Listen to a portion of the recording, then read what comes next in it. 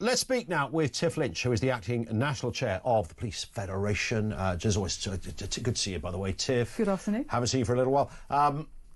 The police have never been out the headlines in the last couple of years in ways that I would imagine when you joined the job. How long have you been a copper now? Now you're asking. 1995. I thought you were saying 90 years there for a second. It probably feels like 90 years. But I'm pretty sure, I can't speak for you, of course, the police go through, all sorts of evolutions and things change and the different stories you have to react to, etc.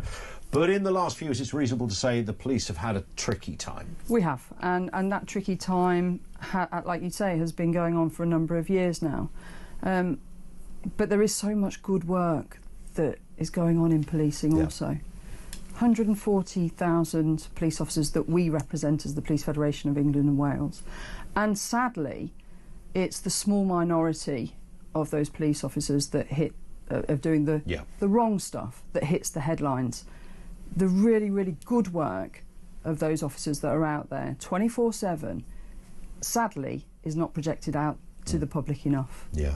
I mean, I've done work with you guys, obviously, over the years and been to the Bravery Awards and seen, all of the kind of stories, spoken to more coppers than, frankly, any human being who's not a copper should have spoken to. So I've certainly had so many conversations about this, and it's something I feel really strongly about, that it's a minority, it's bad apples, but of course when something bad happens with the police, it makes big headlines because it's the police. I think you've always said the police should be held to a higher standard. Nobody disputes that.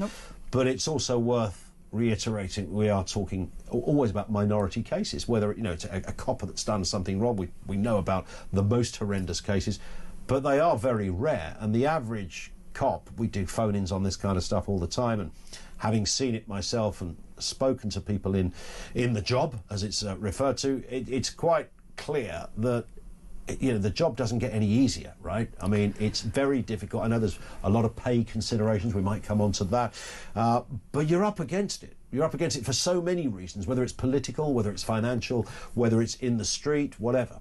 You've hit the nail on the head. The job is getting harder and harder, and sadly we are losing officers hand over fist. So when we talk about the increase in 13,000 police officers that are going to be coming in, we are plugging a gap.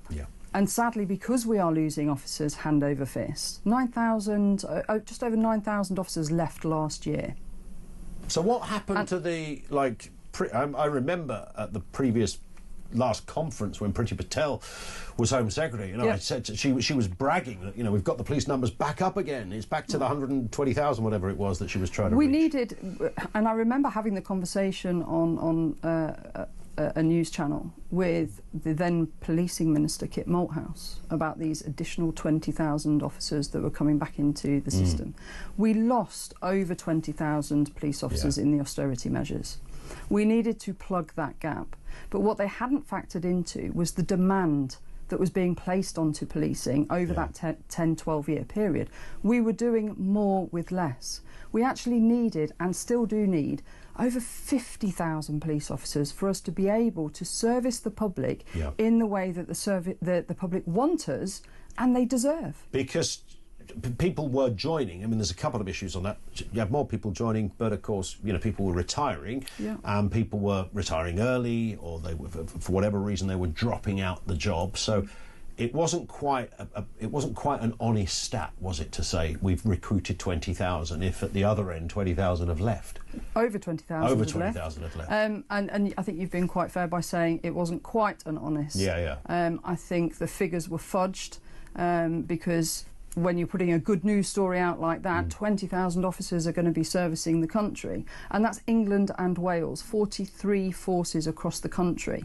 With these 13,000, it equates, if you actually spread them fairly across the country, 300 police officers.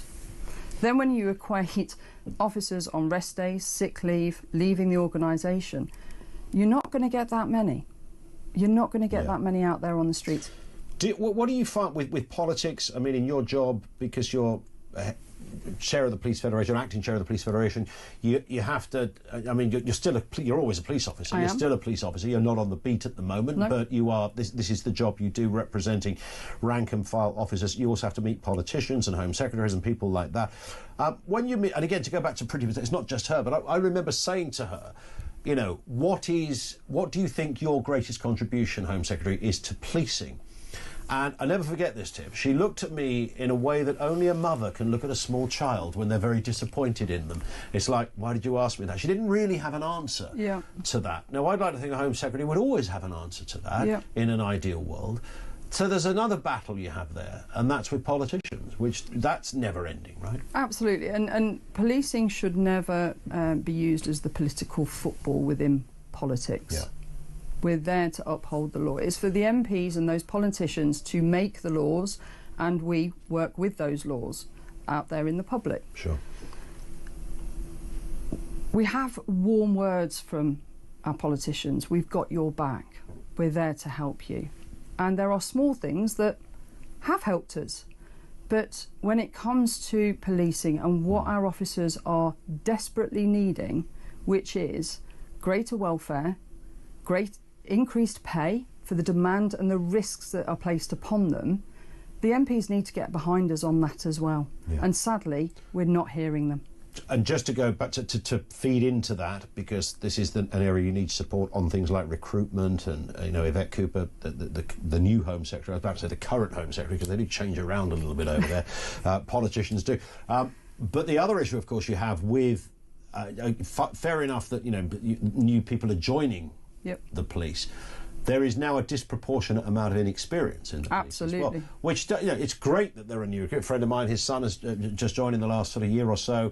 Absolutely loves it, but there's no way around it. He's new, and you know, if you've got, I can't remember what the stat was of how many cops now have served less than 5 years, but it was quite surprising. In the current workforce, we're around 70% of 1 to 5 years. Wow. And people, I think, would kind of like to think it might be the other way round, that the 30% was that. And it was so hard to get into, you know, as it used to be. There was a time when you had to queue up to become a cop. And absolutely. And to be fair, you are still having to queue up to become a police officer, to go through that recruitment process. But what we're saying is that the demographics of the people that are wanting to come through, and it reverts back to pay again, with a starting wage for a police officer, you're not going to find, in my case now, I can say this, middle-aged, that have coming from one career to the next. They can't afford to drop a pay scale for hardly ever being at home, not seeing their family, and the mortgages that they've already got in play to pay for. Now, it's great that we're attracting a younger workforce, and it's great if they were to stay with us for the experience in the 30-odd years, but they're not staying with us. They're moving on, and the cost to the public purse in training a new recruit up equates to around £180,000 of public money. And if we're not keeping them in the organisation, it's that constant wheel and that experience that we're losing out of the door. How does that get addressed? Because, you know, there's never a day when a copper won't talk about not getting paid enough, and I don't mean that unkindly. I mean, it's understandable. It's a job that, you know, one of the few jobs in the world where you don't know whether you're going to walk back in your house at the end of the day. You know, we all understand that, but we simultaneously have to be realistic with public finances. It is taxpayers that pay the bill. And we understand that.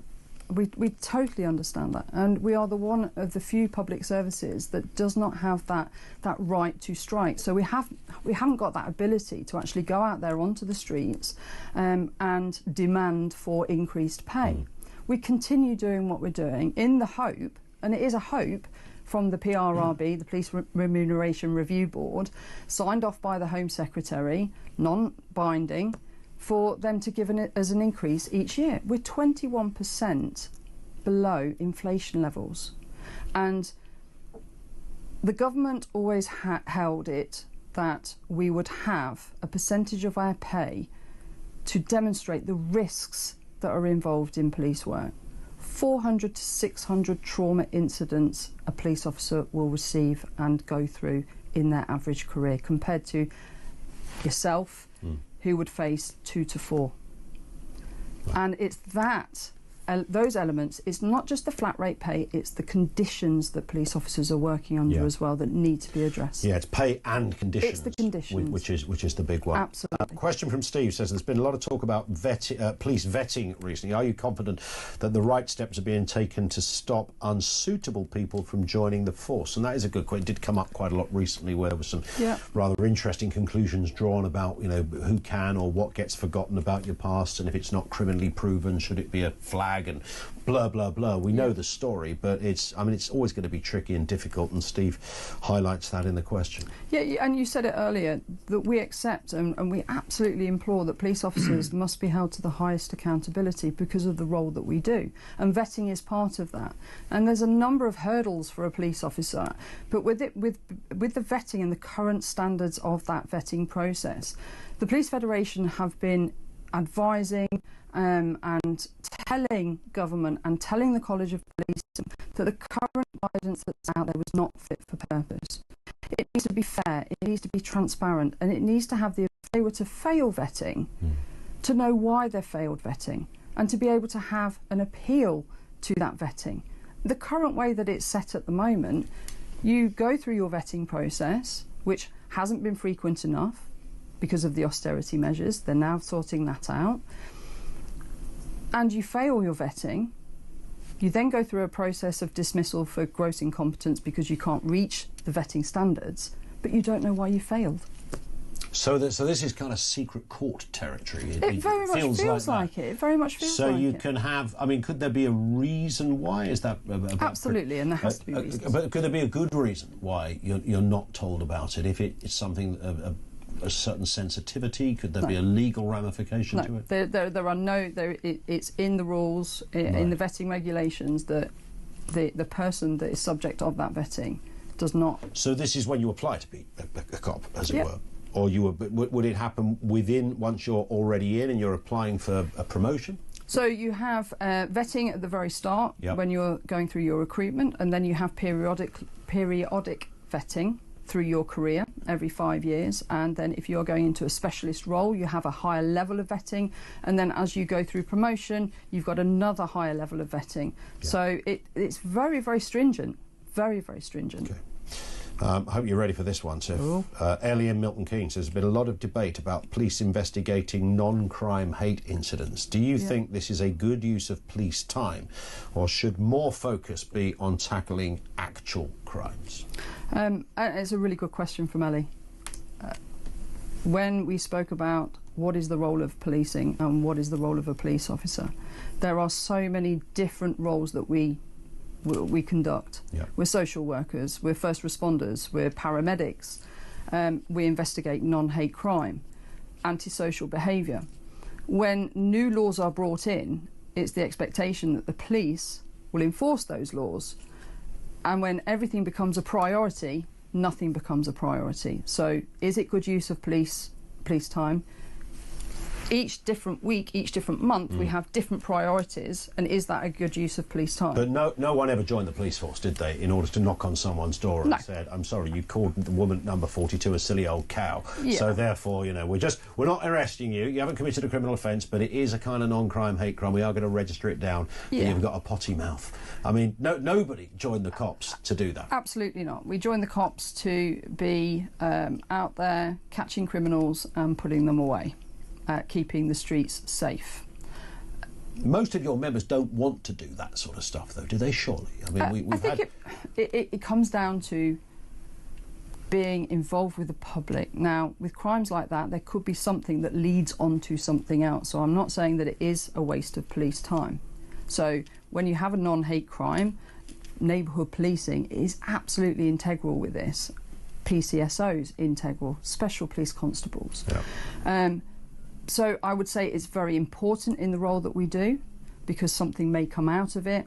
And if we're actually making Joe Bloggs, as you call, feel safe by going around and actually doing that community liaison, then it's part of it. I mean, that makes in the days to kind of, I don't know, sort of romanticise the old picture of the copper walking around the housing estate and everybody knew his name, probably had a nickname as well. What is that about coppers and nicknames, by the way? All right, Dixie, yeah, all right, son, how you doing? Yeah, you know, all of that, you know, there was always that thing, you know, collating a bit of intel on the way was always part of it. Absolutely. But knocking on doors saying, you know, we've had a report that someone's got anxiety because of something you put on Facebook. Yeah. That wouldn't be seen as in the police station when Sarge tells you, you know, get down to Acacia Avenue because there's been a Facebook report. I mean, you know, I would imagine you think, hang on, there's an armed robbery going on up the road. Maybe I'd like to attend that with the others, but you're sending me on this. And that is the point, Ian. While we're dealing with incidents like that, what are we not dealing with in terms of gravity? Spot on. And then you also you come back to the trust and confidence in policing from the public. Yeah.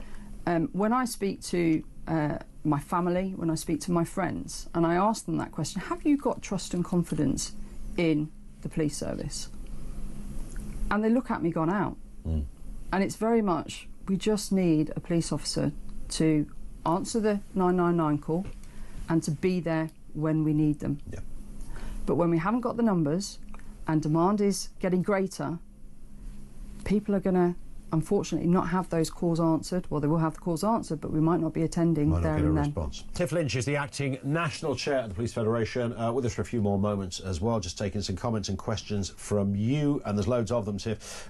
Jake in Plymouth says there's been a lot of attention on the use of stop and search powers. Do you think they're being used fairly? How do you respond to concerns from some communities that they feel targeted? That's always been the debate. It's never not been the debate. Disproportionality, certainly around the issue of race. The argument I've always put forward on this is, look, you know, and lots of cops, when we've talked about this, will call in and say, to be honest, we're a little bit scared of stop and search. Absolutely. Because we don't want to find ourselves getting suspended for 3 years while some organisation, mentioning no names, investigates what I did. But actually, the point I've always made, Tim, is that, you know, you've got body-worn camera, usually, you've got cameras you've got cameras on lampposts, cameras in shops, cameras on flipping doorbells. The person that you're arresting has got a camera, their mate's got camera. You'd have to be a particularly stupid copper to start getting too mardy when it came to an arrest, because you know you're being filmed, right? Absolutely. But there is a big issue around stop and search, and, you know, one group of people seem to think it's the best idea ever, and another think it's, for some reason, the worst idea. Stop and search is a fantastic tool, a piece of legislation for police officers, and I will say that through stop and search many lives have been saved through the recovery of weapons, drugs and such like. You're quite right, our colleagues are fearful to use that legislation because of the fear from the complaints process that they're going to endure lengthy investigations, potentially, at worst case, suspended, restricted, so that they can't have any contact with the members of the public. And they're saying, why would I put myself through that? Now, you could think, well, that's part of your job. You've got to go out there, expect to have complaints. That is all well and good. But until we get the complaints system sorted as well, where we have investigations that are started and concluded in very, very swift time and closed upon for whatever ending, then yeah, I totally, and I understand why my colleagues are fearful for using stop and search. The figures have dropped dramatically. Dramatically. But the fact that everything is now pretty much filmed one way or another, is that not reassuring to officers? That, it should be. Look, there's a great defence here. You know, now a copper pulls you up. They say, I'm PC Smithers. I come from Bethnal Green Police Station, and I'm going to. It's a very polite. You know, I think the Americans look at it and go, "You do what?" You know, it's a very. There's a protocol to it. Yep. I'm not suggesting that if you've done nothing wrong and you've been, you know, just happened to be in the melee of being stopped, that it's a bit of a pain and, you know, maybe a part of your day you'd rather not happen. But done properly, I mean, all parties doing their bit, including the person you're stopping and searching, who's not going to suddenly start lashing out, kicking, insulting, shouting, whatever, and creating, you know, a scene around him. If everybody plays their bit, it should be straightforward stuff, shouldn't it? We read the stats the other day. There were thousands of weapons been taken off the street in the last 5 years. I mean, literally thousands. Yeah. And you've only got to look at social media, and I know you want to talk about social media in a moment, but and body-worn footage. The weapons that are being recovered, these knives that are coming out of people's trouser legs and jackets and everything, that is through stop and search. Absolutely. And our colleagues are facing that level of violence when they are stopping these people and searching these people as well. Yeah. But coming back to the fear of using that legislation, it is because of the length of time that it takes for these investigations to take place. You mentioned social media there.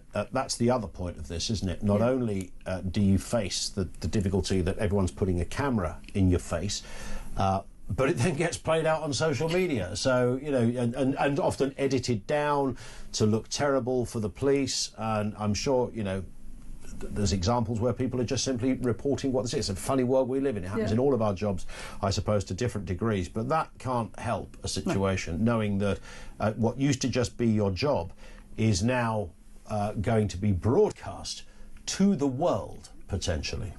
And broadcast live. But again, then you've got those, as you say, the snippets of footage that are put out there, which don't play out the full start and finish of that incident that our colleagues are dealing with. And then you have the follow-on effect of misinformation, disinformation, because everybody knows what has happened before that footage has been played out and the conclusion of it, and then it spirals. Yeah. And we've seen it play out.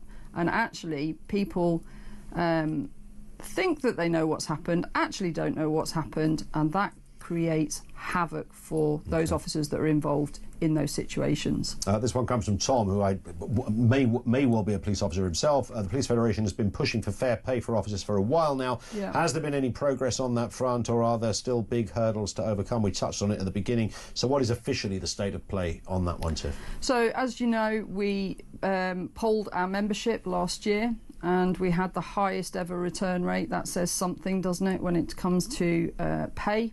What we're asking for is a fair pay mechanism, and that relates to the PRRB that I was talking about earlier. Now, the PRRB have received their submissions for this year. They will then go to the Home Secretary for sign-off. Our plan, as it always has been, is that we will wait to see what comes out of the award this year. If we feel that the representations and the submissions haven't been looked at independently and treated with that due regard, then we will be taking further steps with the membership. So we'll be going back to the membership. We've only got about 30 seconds here, but Ahmed in Bradford says, a lot of discussion about diversity and inclusion these days, but do you think we're still managing to recruit the best people, or are we putting too much emphasis on meeting targets? I would say that we are a diverse community across England and Wales, and we've got to reflect that same diverse community within the organisation. Is it around, of course it's around getting the right people and the best people into the organisation, and it has to be for everybody.